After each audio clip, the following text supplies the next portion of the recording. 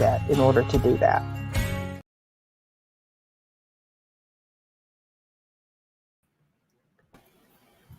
We were having some internet problems. I'm sorry, but now we're live everywhere. We're here. Woo! We're live. I may not be alive, but we're live. Whatever. Woo. Well, you're making it. You're on the mend. I am on the mend, and life is good. And I don't think it was something horrible. It was just horrible for me. So and I'm getting on the other side of it. But we're glad to be here. Teri, how are you? Yeah, I'm doing well. Yeah. It sounds like you might have had a little bit of a flu bug or something. Yeah, something like that. Well, I was, you had made a post and it was something, and you used some of those big terms that I completely don't even know what they are, but I don't even know what they are.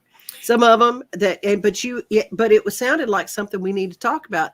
So the first thing I did when I talked to you this weekend was say, what is disenfranchised grief? Yeah.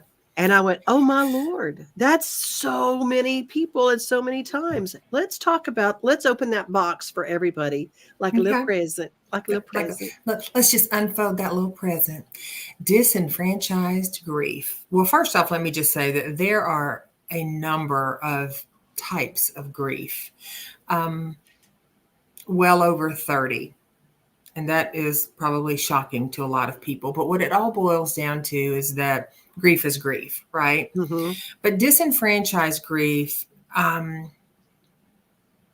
for me, sharing that with clients is important because there's a lot of grief out there that we experience that because a collective whole from a social standpoint, culture, social, family, friend group, whatever it is, they may grieve this collectively different than what that person is actually going through.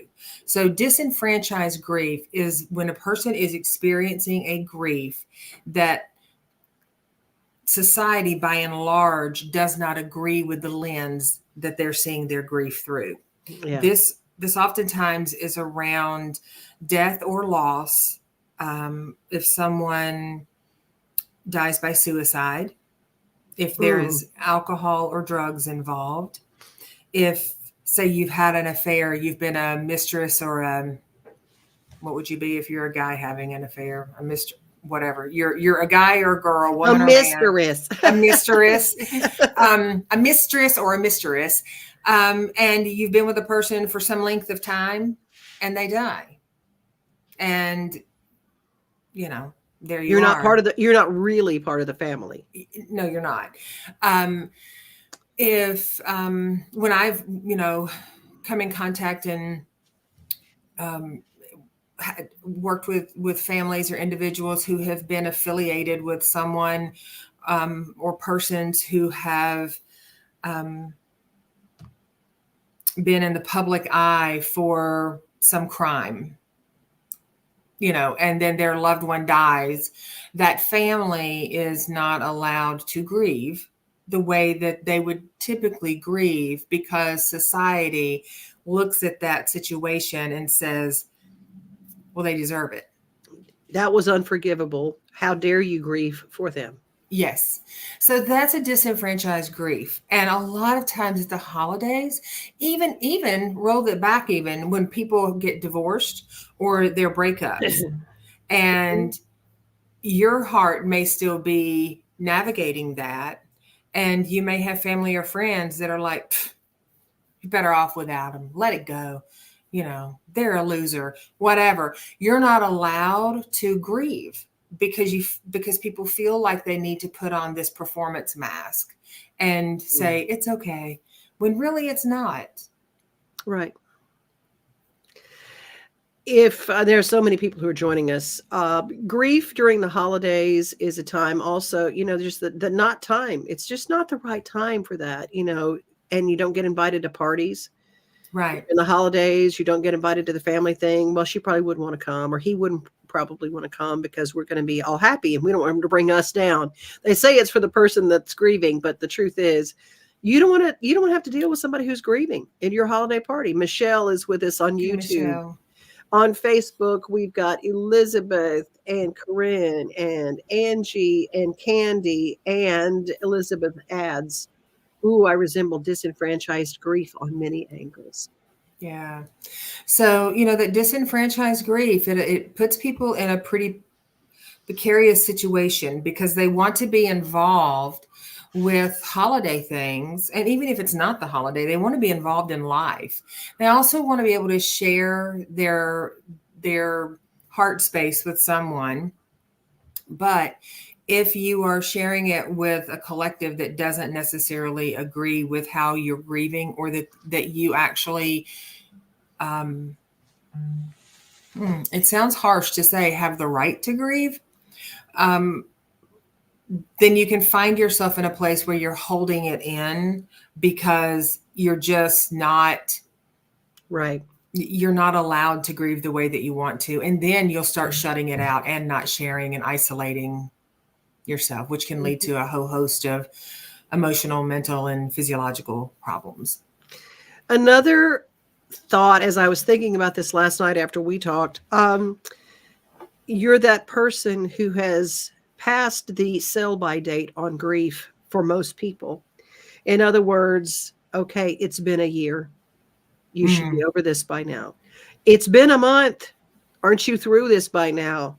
It's like, okay, it's a week, let's get rid of the clothes and let's move on. Mm-hmm. And everybody has a different expiration date on mourning. Absolutely. It's a different expiration date. I'm echoing with you. You are. I don't know. Did something get unplugged? Are you still echoing? Now I'm not. Okay. That was a funny little moment, wasn't it? That was an echo.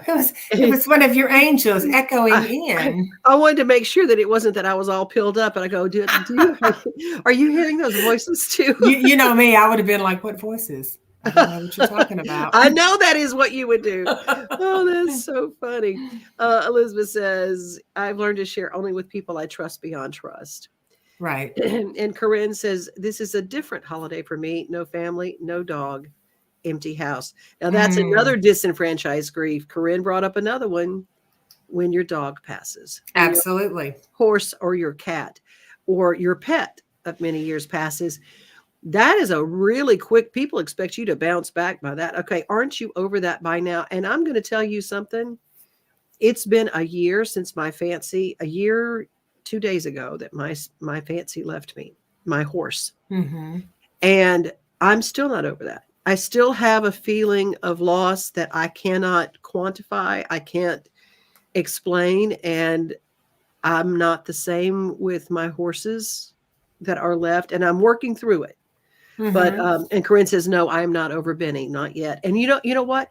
That's okay. But that's that disenfranchised grief that we're talking about. That you get to do that. Now let's talk about some of the solution to some of the disenfranchised grief. What do we do about that? Because I think many of us have been in that situation. Well, first assessing the group you're sharing with. Now let's take it. Let's throw out a scenario, and we'll problem solve it. Okay. Well, Denny Wade says, I'm still grieving over the loss of my Sam, a chow chow that I lost in 2012. Okay. Absolutely. Pet grief. How do we deal with that disenfranchised grief when the cloud comes? Well, so for pets, a lot of times that, depending on who you're around, that may or may not be a disenfranchised grief, because, if you've got a family member that's like, oh, come on, it's just a dog. Well, okay, yeah, that's probably somebody you're going to want to throat punch and keep moving. But, and I don't mean seriously throat punch them, or maybe, I don't know, whatever your jam is, whatever works for you. I'm not judging, no judgment here. Being around, reaching out to people that you can talk to, reaching out to groups that you're affiliated with. There are a lot of support groups out there for people who have lost their fur babies. Reaching out to other family members or friends that have close pets, to them, and just being able to share your story, being able to embrace others as well. So that would be like on pets. Now, if we take something a little more serious, and I don't mean that losing your pet is not serious. I mean, but like most people, if you say, I've lost my fur baby, most people would say, oh my gosh, I'm sorry. Mhm. I can't imagine, or whatever. There would be some sort of condolence on humanity's front where it wouldn't Right. be like they would just go, unless they're just a real jerk, and there are some people out there that are just like, whatever, they're animals. And I know you and I don't pretend to understand those people, but, No. um, but let's take a topic of someone who dies by suicide, or they Mhm. are drinking and driving and they have a wreck and they die. Okay. So first and foremost, getting help, however, professional help, if you need that, to be able to navigate that. Secondly, support groups are wonderful. Third, have your immediate tribe that you go to. And that might be Uh-huh. one person, it might be two people, it might be three people. I'm not talking about a stadium full of people. Being able to have a sacred, safe space that you can share these things. My loved one is no longer here, and I'm grieving. It's not about what your loved one has done or how they left. Okay. It's about the need that you have for the grieving process, because grief is what we experience. We go through grief, but going through grief is considered the grieving process. So Mhm. grief and grieving are not the same thing. You will grieve forever, but you will not always be grieving. Okay. That's one of those, I need to sit in the corner and contemplate that whole statement. You will be okay, say that one more time. You will grieve forever, but you will not always be grieving. Okay, now what does that look like? What is that? So um, I go back and think about my grandmother. My Oh, okay. grandmother, my grandmother who passed away when I was 19 years old. In the grieving process, that was a couple of years for me where I couldn't think about her. I couldn't talk about her. I couldn't, I could think about her, but I couldn't talk about her. I couldn't recant stories about her. Sure. Donna, who is my aunt, who is like a sister to me, that I know she's watched us many times, and she's my traveling buddy. And I know you know Donna. Mhm. Um, we went through a period of almost a decade where we just could not, if we started talking about her, which my grandmother, Donna's mother, we would just start crying. Mhm. We were still in the grieving process. Now I grieve my grandmother not being here, which means I miss her. I long to hear her voice. I don't hear her voice anymore. Um, I still grieve her, but I'm not grieving all the time. So that means that when I'm putting out Christmas ornaments and I come across the little bitty tiny chickadee bird that she had on her tree and I put it on my tree, I'm happy, but I'm also saddened that I remember her, and not saddened that I remember her, but saddened by the stirring of emotions. So grief wakes Right. up a little bit, right? Right. So that's what we do. No one ever replaces the void, even with our fur babies. There's not another animal out there that's ever going to replace your fur baby. You're going to Mm-mm. have other ones that are going to come in and they're going to be equally magical. But there's always that um, allocated place in our heart and our mind for that one. People the same way. So we Yep. we grieve, but grieving is that process of grief. So that make more sense? It does.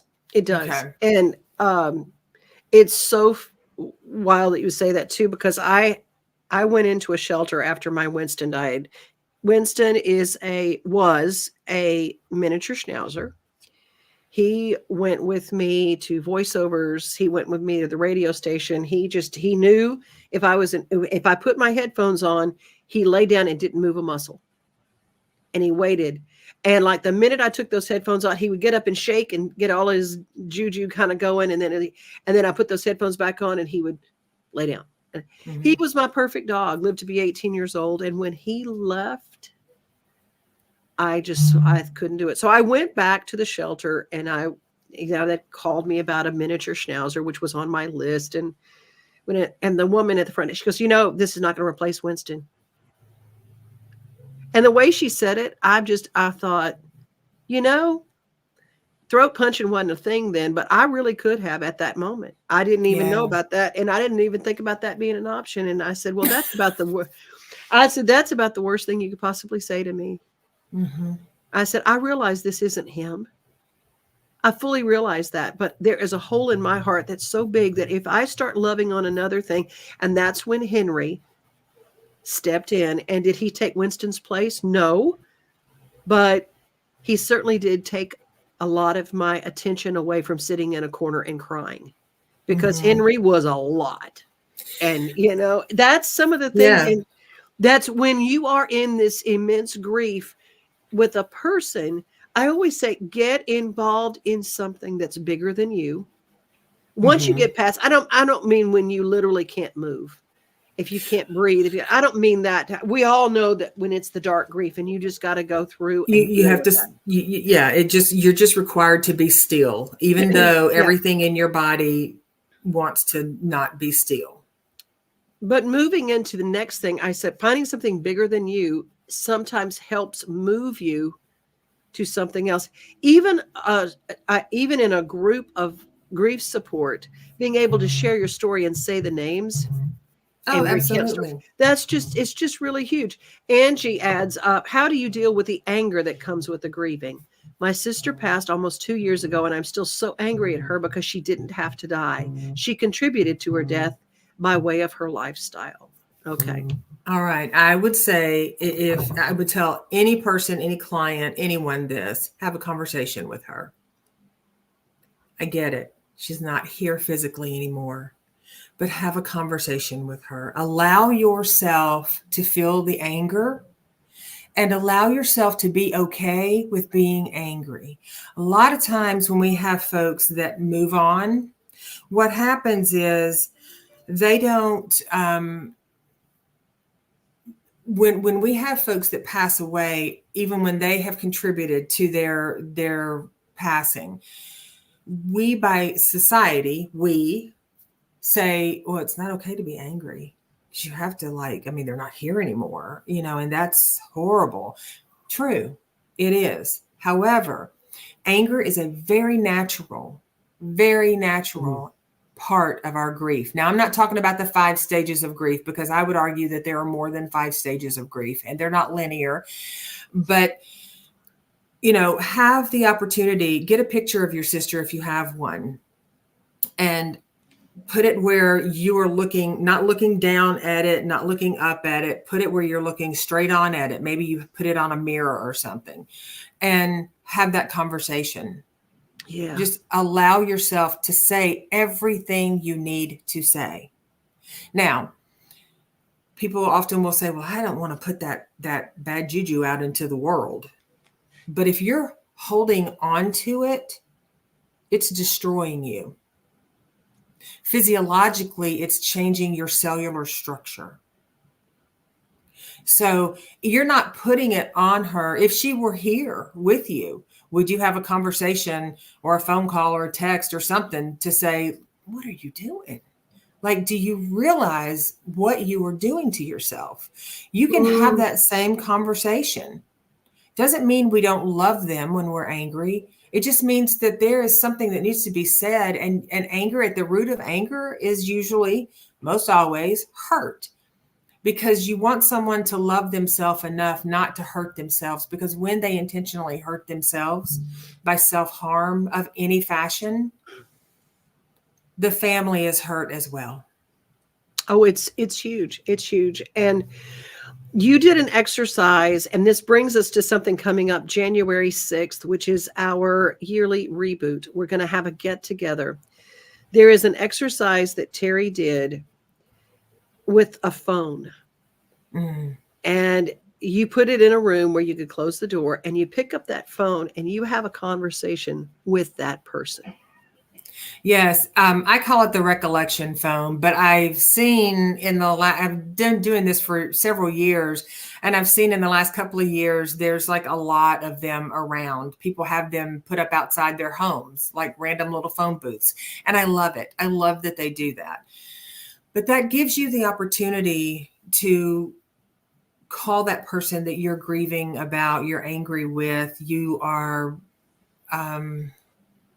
brokenhearted with, and it gives you the tangible of holding the weight in the phone. The phone that I have in there is an old timey phone. It's a rotary phone, so it gives you the weight. Then you hold it, and you can wrap your fingers around the cord if you want to while you're having your conversation. And Right. I encourage people, they can bring pictures if they want to, or they can just go in there and just sit. And sometimes people have gone in and picked up the phone, and they dial the actual number, physically dial the number. And sometimes people will sit in there in silence. And when they come out, they've shared with me that they didn't have anything to say. They just wanted to hear what the other person had to say. Wow. That is so huge. So huge. Denny Wade Garrett. I love you, Denny Wade. Wow, Teri, I'm so glad to hear someone say what you're saying. I've lived this since I lost my grandparents in 1990. I lost all but one in 1990. The one was in 69. Thank you. You are so welcome. You are so welcome, Denny. And I'm sorry. I am really sorry for those losses. And I know that, it doesn't matter if it was yesterday or if it was 2 decades ago,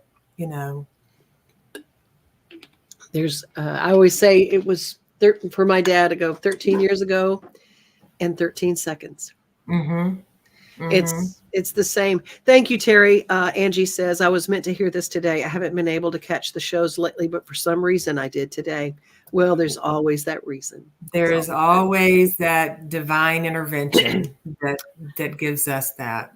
And we're glad that you're here with us, both of you.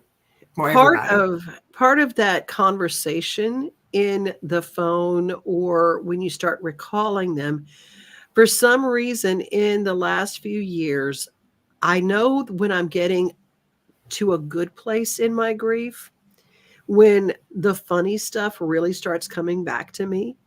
Mm-hmm. My little grandmother, and I'm going to tell you, she wasn't big on watching TV. I mean, we would watch, and this will date us, but every now and then we'd sit, and she liked Marcus Welby. She says, I like Marcus Welby, MD. Marcus Welby, MD. I like that. She wanted to be a nurse. She never got to be, but my little mama Cora. And Oprah was new, and she had a show on, and she was cooking in the kitchen, and she could hear the TV in the background, and Oprah was talking with someone about the G spot. And Mama was just cooking, a little 4'11" woman. And then out of the clear blue, she sure wish I'd have known that years ago. Mama. It was just, and I hear those things. And so I encourage you that if you're really missing somebody right now, that the thing that you probably miss most is something that you shared that was a sweet memory, a laughing memory, or something. And that has moved me through so much grief, because we know if we have the belief system that we are moving on across the river, and I always say that there are more people now across the river for me than there are here. It's a strange thing when you pass that place in your life and you're a certain age and you go, wow, I wasn't planning on that. And I think about my mother who was 86, and I go, wow. But if you can find those joyful conversations and those little memories as they start to pop, it will bless you with some healing that you probably didn't even realize. Absolutely. And sometimes sometimes there's been so many textured stepping stones put out, and history has sort of faded out the happiness, because we know that when we deal with folks, when there are people that we love in our lives that have addictions, or they have mental illness or whatever is going on. We know that a lot of times we want to hold on to those happy memories, Right. but historically our brain just there's too much acute trauma and urgency happening, and Mm, we don't have those peppermint patty, they're not there for us. yeah. So what I say to people when they're finding themselves experiencing that, um, get support and reach out to find out the tools and the skills on how to grieve that life that you had created in your head that you wanted, but that it did not happen. Right. Oh, that's good. You know, That's good. Corinne always makes me laugh. Yep, me and my sister are the elders of the family. When did I get this old? I love that, Corinne. That's really sweet. The last disenfranchised grief. Um, you have a job, it pays your bills. You hate this job. But out of the blue, at the holiday, you get fired from this job. You get let go from this job. You get downsized from this job. They go in another direction.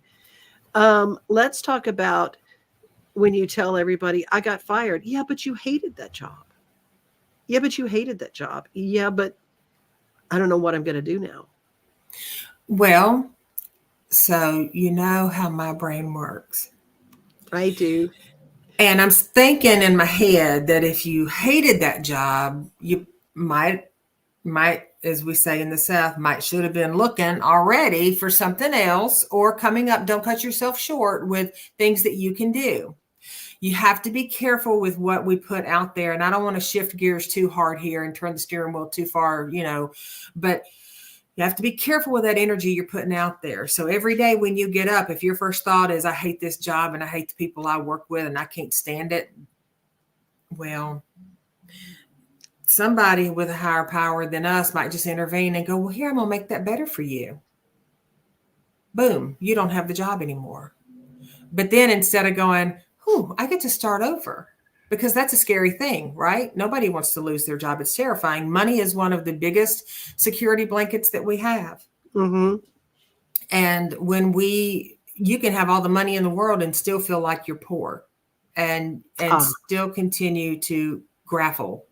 But if you can't find some gratitude in a job that you don't like, and if it's the people and it's the job and it's the traffic and it's the this and it's the that, then somewhere in that it's the this, you need to be putting yourself in there too, because it's you also. Yeah. So how do you handle when you go in the holidays and you say to a group of people, I lost my job, I don't know what I'm going to do, blah, blah, blah, blah, blah, blah. It happens. It's unfortunate. But my first thing would be, I would ask the person, what reaction are you hoping to get from these people? Are you wanting sympathy? Are you wanting someone to support you? Not financially. Well, maybe you want that too. But are you wanting, someone to say, oh my gosh, I'm so sorry. What can we do? There's a lot of things. But first things first, let's ask yourself, why are you going into a holiday setting and announcing to a group of people you lost your job? What are you wanting from that? It's different if you lose your job and you call your friend and you go, oh my God, what am I going to do? I don't have a job. Christmas is right around the corner. I'm stressed out. What am I going to do? Then you can start solution-based thinking. Well, let's call the food banks. Let's reach out to some charities and whatever. Let's get together and brainstorm about what we can do. And also remember, we have cultivated such a commercialized holiday that it is not about all the gifts and it is not about all the things. It's about the love, the peace of mind, and the connection. Right. And sometimes there are shifts in how we do things. And we don't see that in the moment. That's actually a blessing for us because we're down in it. We're marred down in the muck and we can't see it. So then Right. when you get your 75,000 foot view and you look down and you go, okay, here's where I am. Here's where I have been. And you know what? Here's where I'm going. And now I can see it. It makes sense. Right. I think a big part of it too is separating, because while all grief is stressful, not all stress is grief. And if you're able Absolutely. to put the stress part, it's like, oh, I'm not exactly, I'm scared. Hmm. I'm stressing about money, whatever. I'm not really grieving. I didn't really like this job. I didn't really like going into that job or whatever. So I'm not really needing to grieve that job as much as I am just stressed. And you might How do I grieve, fix this? Yeah. yeah, you might grieve friends that you had there, Yeah. you know, but you know what? You can still get together with them. That's right. But to your point about if you walk in a room and you ask, or you announce to the people, I've lost my job, and they say, what do you, how do they, and they say back to you, well, you didn't like that job anyway. Well, be forthcoming. You know what? You're right. I didn't like that job, but it's still a little stressful to unexpectedly be laid off right here at the holidays. So I'm Yeah. trying to process that. Right. It's not about, it's just about being able to share how you feel, without catastrophizing it. And I Yeah. will say this, I heard you say earlier when you were talking about your pup, you said his name was. And I always ask people, like, well, when he left, did we change his name? That's right. His Good name point. is his name is still, Is you know. still And standing. we have people do that. People will say, well, I lost my mother this year, and they'll go, oh, I'm so sorry. Yeah, her name was Betty, and it's like, well, what is her name now? It's still Betty. So talk about, share their voices, share their names, share their memories. You can do it with your fur babies. You can share, Denny's talking about, losing his sweet chow chow. He can share memories. Go back and you can share those memories with people. You can, the beautiful thing about grief is that once you step off into it and you start to navigate it, Yeah. you recognize that when the grieving process is starting to sort of wrap up a little bit is Yeah. when, as you said earlier, when you can have those memories and you can laugh about them, or you can, Right. you have that little flutter in your heart. It doesn't mean that, an hour later, you're not going to go, oh, I miss them. It just means you're not in that big grief wave, the grieving Exactly. wave. Elizabeth says, I remember praying for something once and it came true. It devastated me and I regretted immediately putting that energy out there. Sometimes those Yeah. things come in that thing. Last but not least, I know we're getting overtime, but let's say somebody has an affair. You can't go to the family funeral because you're not part of the family.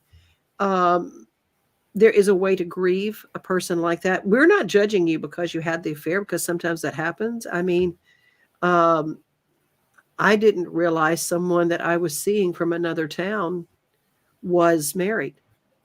I didn't know. I found out in a horrible way. Then I was angry and I stopped seeing this person, but my love for that person was still very, very strong. And years later, he looked me up when he wasn't married, and I still couldn't quite forgive. I couldn't forgive that part. I could still be his friend, and I tried to help.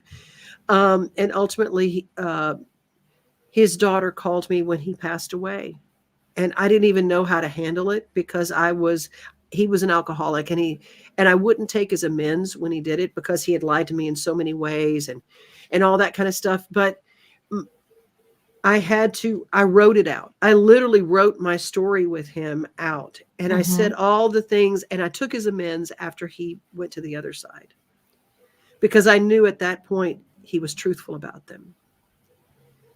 And so, for you all that have had an issue like this, I want you to bring your thoughts right here. I'm just being as open as I possibly can, and I normally don't say anything to anybody about that. His daughter and I have remained very close through the years, and ultimately there was a lot of healing and a lot of forgiving. Mm-hmm. Even his ex-wife. Because I didn't know, and she didn't know. So, Right. uh, Jeff is with us. He joins us on Twitter. Hey, Hi, Jeff. Jeff. Love this topic, ladies. it's a weird thing. So if anybody else has been in this situation, Elizabeth says that hurt sticks around, and it does. Mm-hmm. It does. And I will say on that topic, if you have found yourself in a situation, whether you didn't know that, this person was married or you did know, It doesn't matter. there's no judgment around that. The situation is whether they have passed on or whether they're still alive. Hurt is hurt and grief is grief. And there's no competition and there's no scale to, oh, well, mine's bigger than yours. So, if you find yourself in that space where you feel like that is a disenfranchised grief, you can't really go around telling your family and everything, like, oh, well, I'm so-and-so and da-da-da-da. Because a lot of times people, especially if you're having a quiet relationship, people don't know that that person even exists for you. So what you have to do is, well, you don't have to, but what you can do is find a way to grieve them, find a way to create that, sorry, my phone just is, I have my messages on my phone are a little heart. And so it just went off and I was like, oh, okay. That's right. Find a way, whether it's writing a letter, whether it's doing a burning bowl ceremony, and I'm not talking about smoking weed, but if that's your thing, knock yourself out. A burning bowl saging ceremony, writing a letter, finding someone that you can role play with. I do this a lot with clients, and a lot of times they have an experience that has happened in life and they can't change it.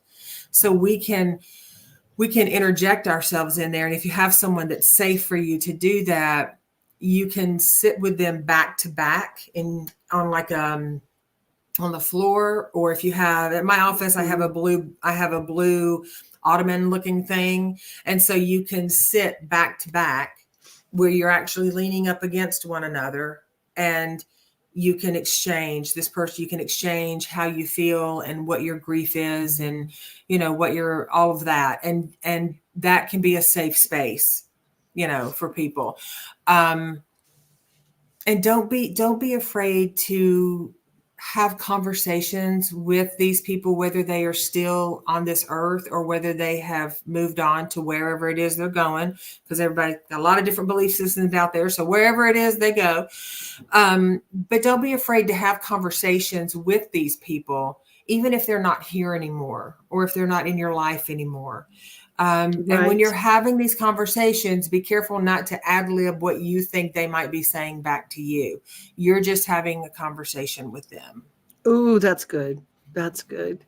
For me, I went to a beach and I had some sand, and my symbolic way was throwing the sand out into the water. And it was, and have your own ceremony, have your own, absolutely, your own letting go. And it's not really, grief is your own road anyway. People think that you get through grief with other people, and you might have people, and you're like your soul tribe, as Elizabeth calls us. The soul tribe is there, but really grief is, when you get right down to it, it's going to be your own road. Grief is a very individual process, and and you can have a lot of support, but no one can actually experience your grief with you because they have not had your experience. Even siblings. I work with a lot of siblings that will say, I grieve this way and I grieve this way. And their recollection of their childhood is not the same. But so their grief is not the same. Right. Their grief is different. But allowing that grief to happen. And also understanding that if you're in a place where you do have some hardened grief, and you're, maybe you're in a place where you're just not ready to grieve and to move on, that's fine. But if you find yourself in this place for a couple of years or more, that's not okay. Because at that point, it's not so much about the grief anymore as it is your attachment to the grief. And a lot of times people will say, well, if I let go of the grief, or if I let go of the anger, or if I let go of the sadness, then what was it all for? They're gone. I won't have that anymore. But no, what you will have at that point is peace of mind, and you will have a bit more clarity and balance. And in that comes a little more happiness. But sometimes we get really comfortable being unhappy. And when we're unhappy, happiness scares us because we've all been taught that happiness doesn't last forever. Oh, that's good stuff. Elizabeth says that stings. Yeah, that might sting a little bit, as Teri That was might sting saying. a little bit. Yeah. Well, we're going to close out with a reminder. If you guys would like to be part of our January 6th Saturday event, it's going to be at Teri's office. And where can they get all the information? There's 7 spots available left in that. So how do they sign up? They can go to teripugh.com and email me, or they can text me at 615-513-2700. Now I feel like an infomercial, but wait, 615-513-2700. Empire. That's shameless plug. And it's going to be January the 6th. It's going to be from 10 until 5. It is $149. There are 7 seats left. Bring a sack lunch. We're going to have a continental-ish type breakfast there. Going to have some goodies there. It's going to be it is an extended, it's a longer day, but it's a slower day. So we're going to really be present, and there's going to be a whole lot of goodness that we're going to be tapping off into. And, shoot me a text or go to the website and email me, and we can take care of your payment. And I can give you any other information that you want on that. And it's a come as you are. Well, unless you sleep in the buff, you got to put something on, but come as you are in your comfies. You can show up with no makeup. You can show up with your sweatpants on and your house shoes. It does not matter. And we're going to have some plug-in electric little throws that keep you all warm. And we are going to be so cozy, and we're going to have a little fake fireplace because that's how we roll. And it really is a day of reconnecting, reclaiming, and rejuvenating, and releasing. Most importantly, releasing. Oh, and you guys, thank you so much to Jeff, Elizabeth, Angie, Corinne, and you. Let's see, I think I got everybody. You guys join us each and every week. And this is and Denny Wade, obviously, Candy, and I think I got it. Oh, and Michelle, who's on YouTube.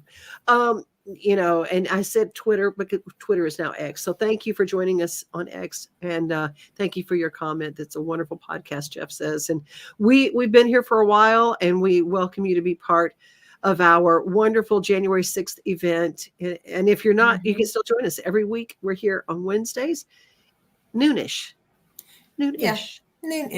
depending on, what we're talking about right before we go on. So sometimes it's, sometimes we're chatting, and sometimes we need to process. Sometimes we just, get the link at 12. So sometimes we just have busy lives. What can we say? My fault. There's no fault in it at all. How many times have I been running back from the office to get to the house to do this? And I'm like, I'm coming in on 2 wheels, but I'll be there right at 11:59.